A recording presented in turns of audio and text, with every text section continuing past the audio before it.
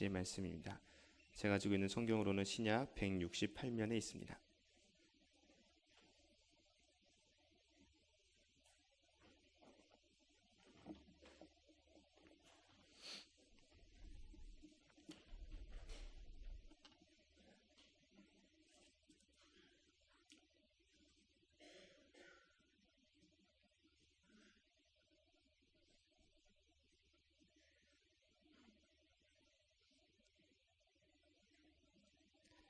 하나님의 말씀을 한 목소리로 봉독하겠습니다.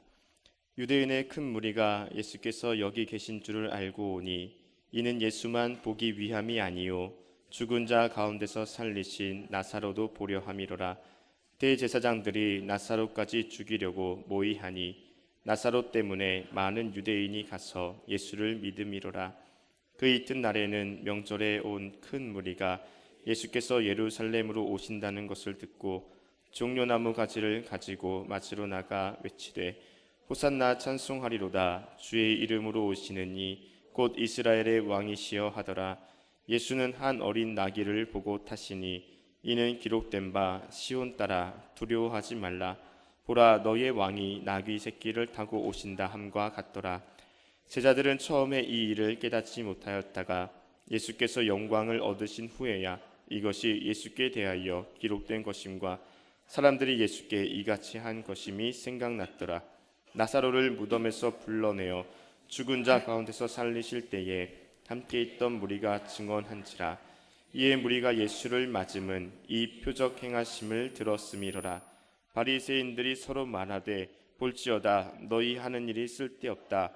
보라 온 세상이 그를 따르는도다 하니라. 아멘.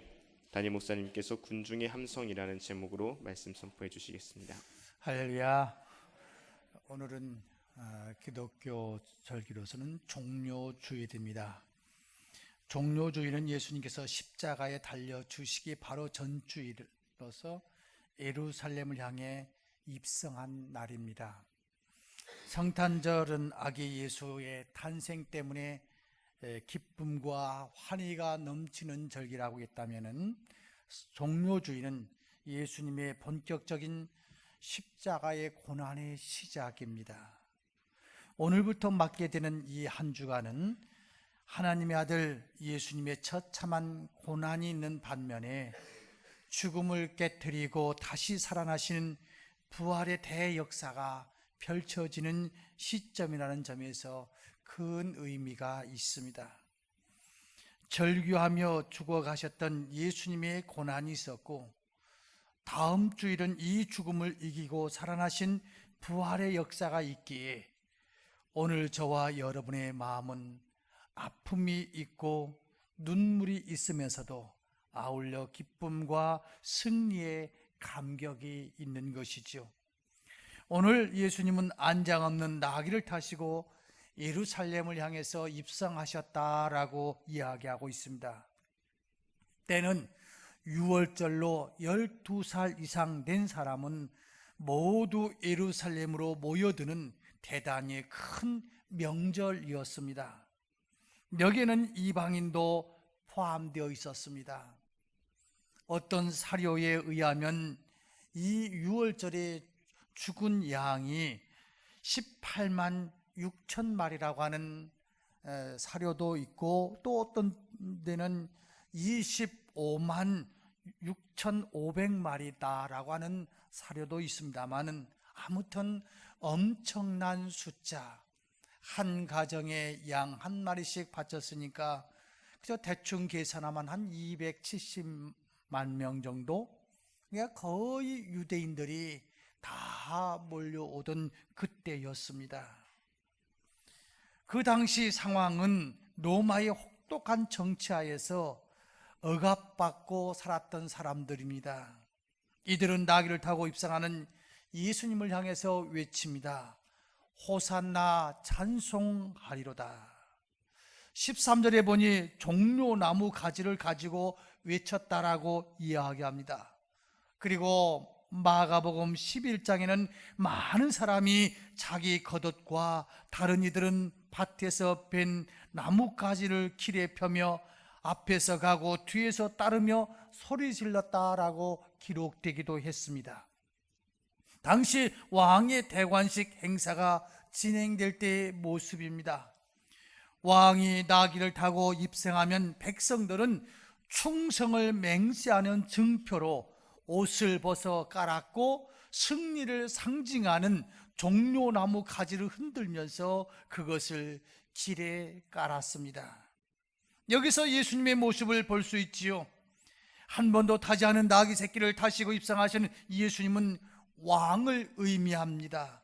그러나 그 왕은 무력으로 나라를 통치하는 왕이 아니었습니다. 평화의 왕이요, 자비의 왕이요, 사랑으로 백성을 통치하는 사랑의 왕이었습니다.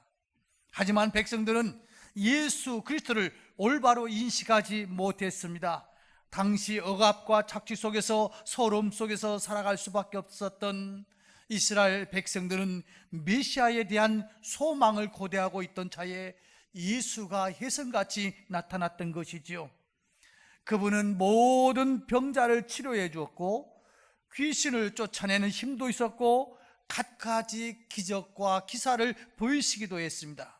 거기다가 이미 죽어서 냄새나는 나사로를 무덤에서 살려내시기도 했습니다. 그뿐입니까? 배고파하는 그들에게 보리떡 5개와 물고기 2마리로 5,000명을 먹이고 남는 오병이어의 기적을 보이시기도 했습니다. 이런 가운데서 이 예수가 왕이 되면 어떻게 될까? 백성들은 그렇게 생각하게 되는 거지요. 그래서 이 사람이 우리의 왕이 되기만 하면은 이 나라에 병자도 없을 것이고 굶주림도 없을 것이다. 더 나아가서 가나안 혼인잔치집에서 맹물로 포도주를 만들어서 많은 사람들에게 질 좋은 포도주를 대접했던 이 예수가 우리의 왕이 되기만 하면 유토피아의 왕국을 건설할 것이라고 믿었던 것이죠. 이것이 바로 백성들이 예수를 자기의 왕으로 삼으려고 했던 것입니다. 오병이어의 기적을 베푸시고 난 후 예수님께서 이런 생각을 하십니다. 요한복음 6장 15절에 보면, 그러므로 예수께서 그들이 와서 자기를 억지로 붙들어 임금으로 삼으려는 줄 아시고 다시 혼자 산으로 떠나가시니라. 백성들은 먹고 마시고 인생고를 해결하는 방책으로 예수님을 임금으로 삼으려 했습니다. 그것도 억지로 잡아서 왕이 되게 하려고 하는 것을 예수님이 감지한 것이죠. 예수님은 이러한 왕이 아닌데, 내가 이러한 일을 하려고 이 땅에 온 건 아닌데, 나는 평화의 왕, 용서와 구원의 왕으로 이 땅에 왔는데, 지금 백성들은 억지로 나를 왕으로 만들어서 유토피아의 왕국을 건설해 주기를 원하는 그 모습을 보면서 예수님이 산으로 가셨다라고 이야기하고 있습니다. 특별히 오늘 본문 18절에 보면 더 명백해집니다. 이에 무리가 예수를 맞으면 이 표적 행하심을 들었음이라. 지금 수많은 사람들이 호산나 호산나 나무를 베다가 깔아드리기도 하고, 충성을 맹세하는 증표로 자기 옷을 벗어서 깔아주기도 하지만은, 이게 어디에서 이런 힘이 생기고 이러한 분위기가 생겼느냐 하면은 바로 예수의 그 표적을 많이 행했다고 하는 것을 들었기 때문이라는 겁니다.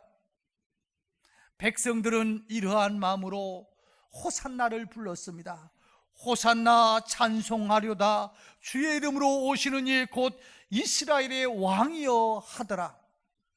호산나라는 말은 히브리어로 지금 구원하소서라고 하는 말입니다. 호산나, 즉 지금 구원하여 주옵소서. 이들이 생각하기에 예수가 혁명가로서 괴력을 발휘하기만 한다면은 우리는 노마로부터 자유함을 얻을 수 있고, 경제로부터 자유함, 건강으로부터 자유함, 모든 면에서 잘 살 수 있다고 하는 사실을 믿었기에, 그렇게 느껴졌기에, 예수여, 혁명가로서의 괴력을 발휘하여 달라고, 우리의 왕이 되어서 당신이 지금까지 했던 그 표적과 기사를 통해서 우리에게 건강 주고, 물질 주고, 자유 주고, 다시 말하면 때려 부수고 짓밟고 꽂고 분쇄해서라도 우리에게 자유를 줄 수 있는 사람은, 우리로 하여금 편하게 살 수 있는 사람은 당신밖에 없으니 당신이 우리의 왕이 되어달라고 이야기하는 겁니다. 예수님은 혁명가가 아닌 사랑의 왕으로서 인류의 모든 죄를 용서하시고 구속하셨으며, 십자가를 앞에 두고 지금 무거운 발걸음을 한 걸음 한 걸음 뛰고 있는데, 무리들은 지금 혁명을 꿈꾸고 있습니다. 예수님은 보다 더 큰 십자가를 생각하고 있는데, 이들은 십자가 없는 영광을 생각하고 있습니다.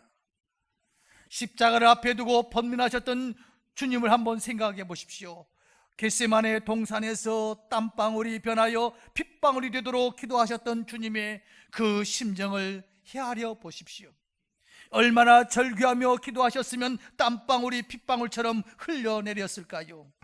사랑하는 여러분, 겟세마네 동산에서 예수님은 왜 피를 흘리시며 기도한 것입니까? 왜 혈관이 팽창되고 터져서 피가 온 몸에 흘러나오실 정도로 기도하셨습니까? 바로 나의 죄 때문입니다. 먹물보다 검고 오물보다 더 더러운 나의 죄 때문에 기도하시고 십자가를 지신 것 아닙니까? 그러나 오늘 종로주일에 호산나를 부르며 환호하는 무리들을 보십시오.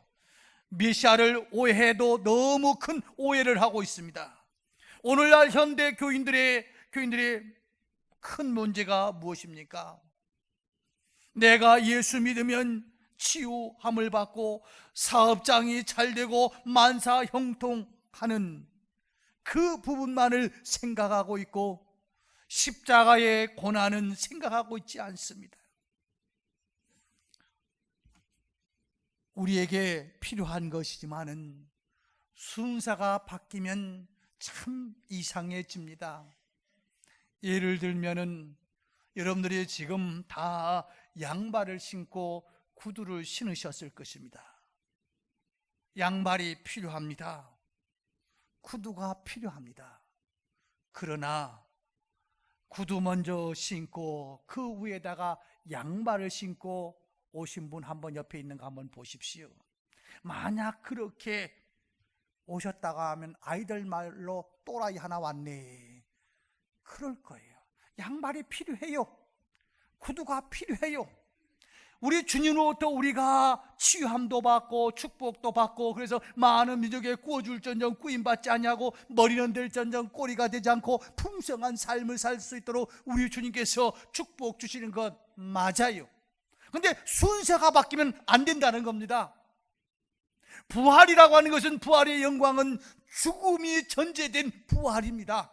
영광이라고 하는 것은 고난과 땀 흘림과 눈물의 결실이 영광으로 나타난 것이지, 만약 그 순서가 바뀌어가지고 고난이 없는 영광, 죽음이 없는 부활, 십자가가 없는 구원을 생각한다면 아주 엄청난 잘못입니다. 그런데 지금 이 당시 이스라엘 백성들이 호산나 호란사 나는 당신에게 충성을 맹세합니다 하고 자기 옷을 벗어서 예수님 가시는 길을 깔아드렸지만은, 그러나 그것이 무엇 때문에 그렇습니까? 내 이익과 내 편안함과 나의 잘됨의 목적이었다는 사실입니다. 그 자체가 나쁜 다른 것은 아니에요.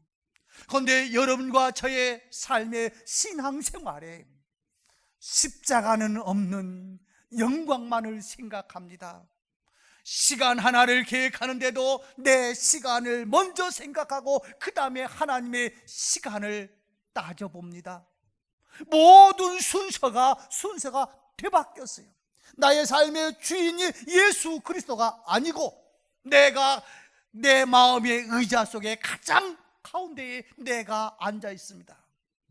설교를 들어도 내 귀에 즐겁게 그 소리가 나와야 되고, 찬양을 들어도 내가 좋아하는 곡조의 찬양이 나와야 되고, 교회를 와도 다른 사람이 먼저 나한테 인사를 해야 되고, 저 식당에서 밥을 해도 내 식성에 맞는 그 밥과 메뉴가 나와야 되고, 예배 시간 하나를 정하는 것도 내 시간에 맞는 예배 시간이 돼야 되고, 내 아이 주일학교 보내도 선생님이 내 자녀에게 제일 관심을 갖고, 아이가 빠지면 나는 그 아이를 위해서 기도하지 않고 우리 선생님이 그 아이를 위해서 와서 데리고 가야 되고, 모든 것들이 필요하기는 해요. 여러분들이 이야기하는 거 필요하기는 해요. 그러나 순서가 바뀌어서는 안 됩니다. 오늘 우리 주님의 아픔이 무엇이었습니까? 십자가를 지는 것보다도 지금 이 수많은 백성들 호산나라고 외치는 그들의 의도가 하나님의 영광이 아니라 내 삶이 우선인 그들을 향해서 우리 주님은 마태복음 16장 24절에서 자기 십자가를 지고 나를 따를 것이라고, 누가복음 14장 27절에서 누구든지 자기 십자가를 지고 나를 따르지 않는 자도 능히 내 제자가 되지 못할 거라고, 마태복음 10장 36절에서도 또 자기 십자가를 지고 나를 따르지 않는 자도 내게 합당하지 아니하다라고 이야기하고 있습니다. 우리 주님께서 사랑하는 제자들에게 이렇게 외친 그 의미가 무엇입니까? 십자가를 지고 나를 따르라고 하는 이 말씀은 곧 죽음을 의미하는 겁니다. 다시 말해 나를 따라오려거든 너는 형장으로 끌려가 죽어야 한다는 의미를 담고 있습니다. 이 십자가란 고통을 당하는 정도의 고난이 아닙니다. 참기 어려운 정도의 시련이 아닙니다.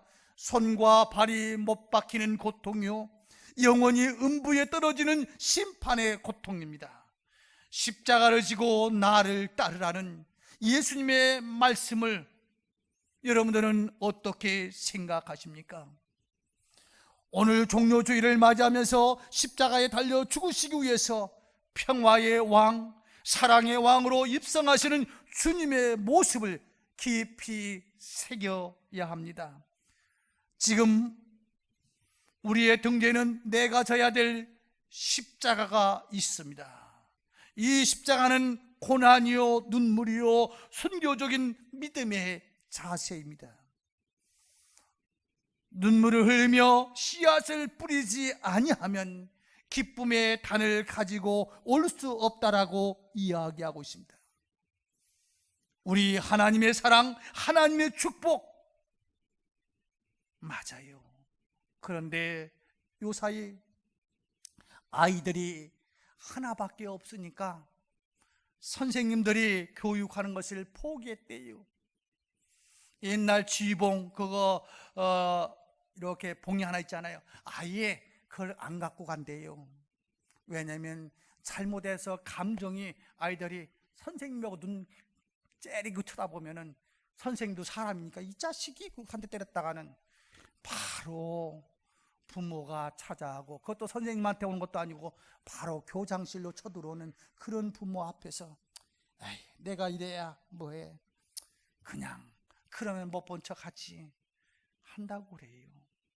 왜요? 너나 할 거 없이 우리 아이가 우상이 돼 버렸어요.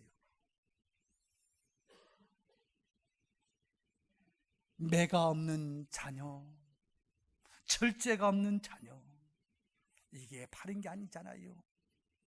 성경에 보면 성령의 열매 9가지가 있는데 마지막에는 뭡니까? 절제라고 하는 것이 있습니다. 절제의 열매. 사랑에 절제가 없으면 안 돼요.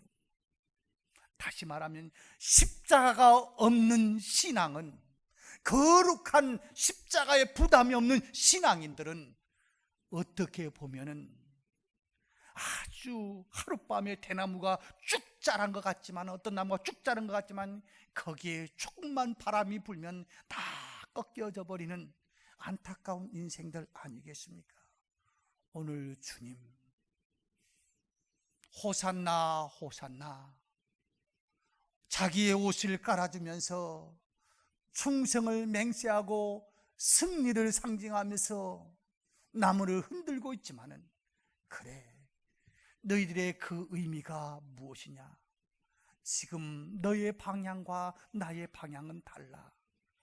나는 너희들 주홍빛보다 붉은 죄, 이것을 해결하기 위해서, 구원의 사역을 완성하기 위해서 나는 십자가를 지러 가는데, 너희들은 내 힘을 가지고 잘 살아보겠다고 외치고 있는데 이건 아니야. 우리 주님은 그렇게 이야기하고 있습니다. 사랑하는 성도 여러분, 우리가 신앙생활하는 목적이 무엇입니까?